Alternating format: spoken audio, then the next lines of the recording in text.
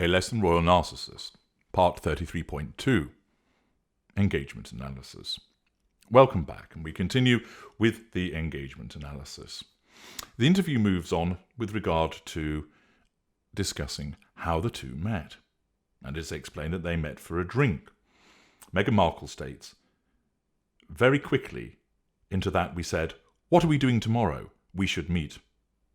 Notice there is no taking stock of the first meeting, no reflection on whether this person is right, but waiting a week or so to meet again.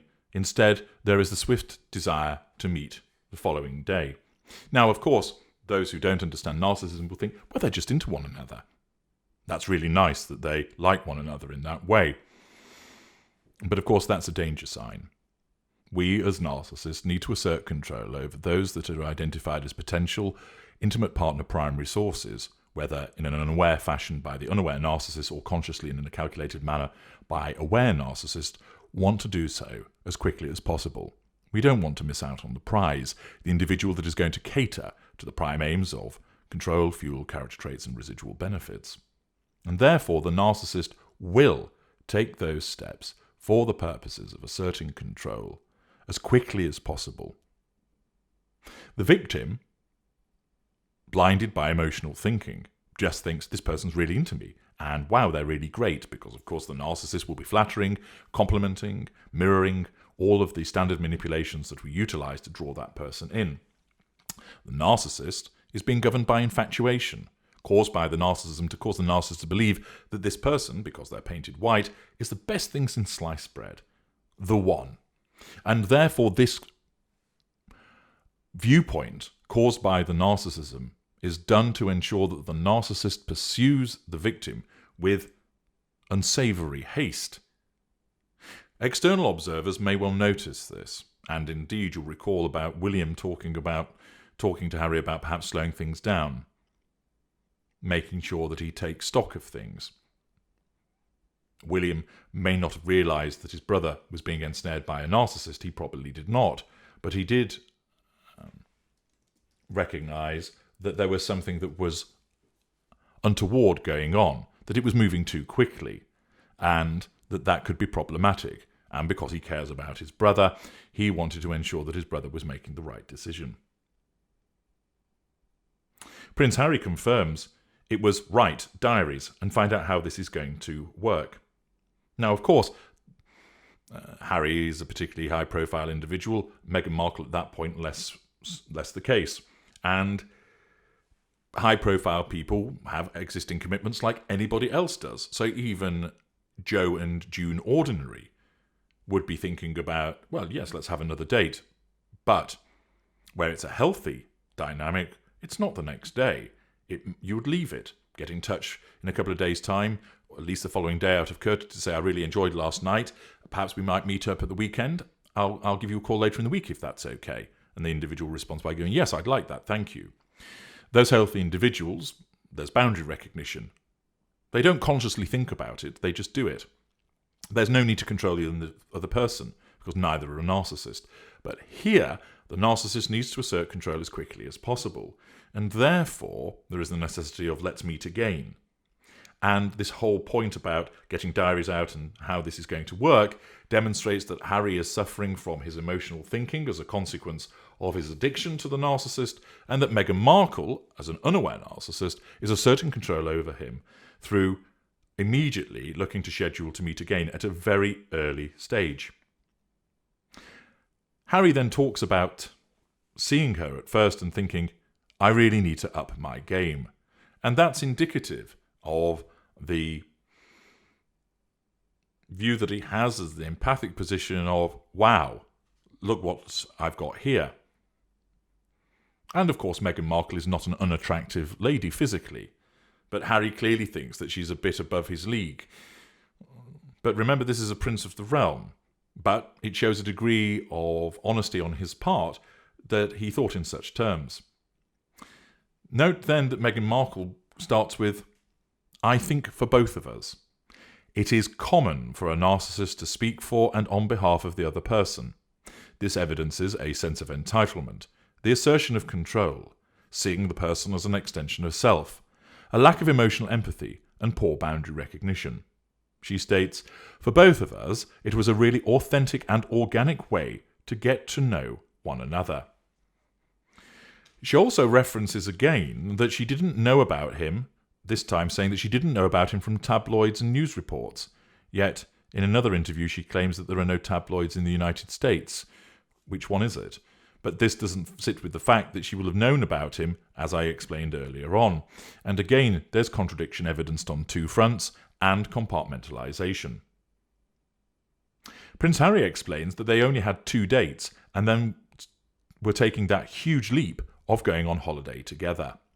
This evidences the speed of the seduction of a narcissist, poor boundary recognition, a red flag flying that hasn't been seen by the victim as a consequence of emotional thinking.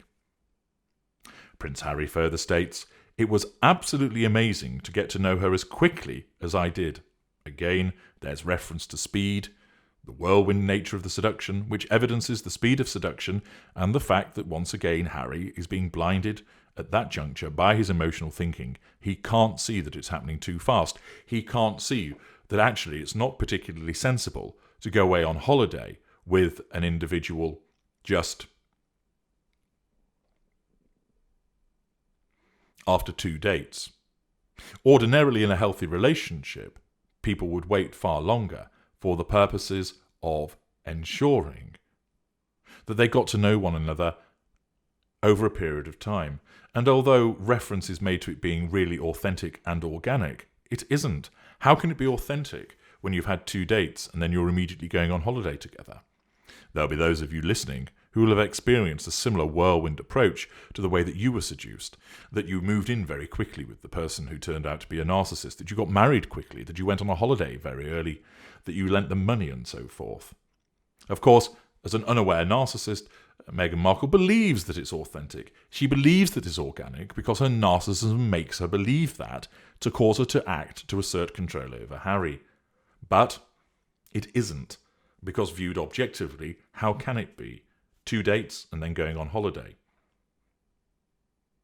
At this juncture, 5 minutes of the interview have elapsed, and Meghan Markle still has that grip of doom on Harry's hand. Physical assertion of control.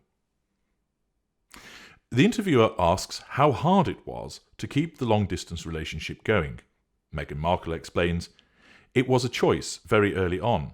We realised we were going to commit to each other." Demonstrating the infatuation, the belief that he's mine, and that he sees that too. This evidences infatuation, speed of seduction, early certainty, assertion of control. Again, ordinarily, as I've explained, in a healthy dynamic, the individuals take their time getting to know one another.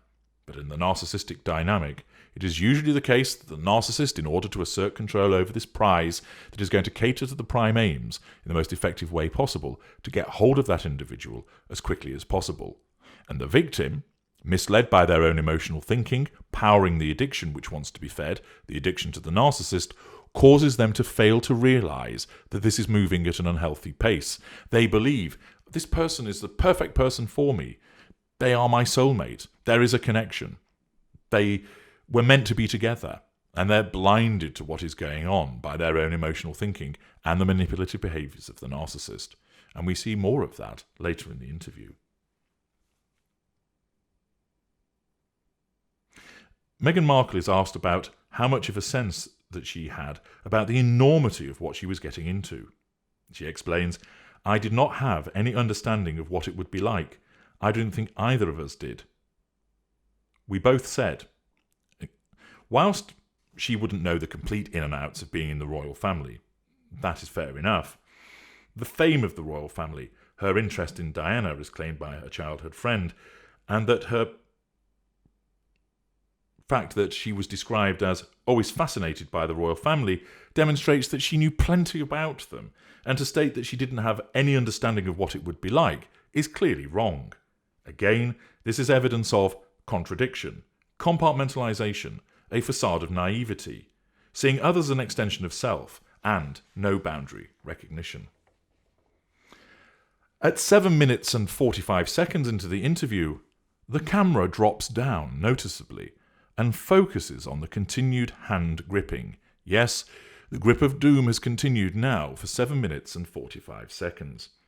Either at this point, the jeweller behind the ring had given a bung to the camera operator, and the camera operator suddenly remembered this was the case and thought, I'd better start advertising the ring, or there was a doctor present who was concerned that Prince Harry's blood supply to his hand was being cut off, or the individual noticed that there was this hand gripping going on and focused on it for the benefit of the viewers. Of course, they will have not necessarily have known the real reason why this was happening.